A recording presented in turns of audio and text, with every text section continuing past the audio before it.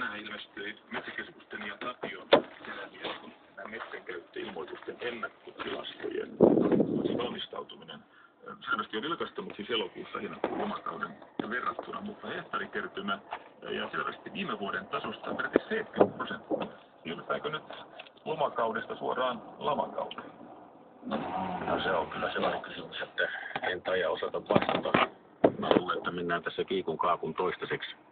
Niin kuin mä sanoin, niin tilauskannat on lyhyet, mutta ei asiakkaatkaan tiedä, että mihin tämä markkina menee. Rakennusteollisuus on meidän oikeastaan pohjaa meidän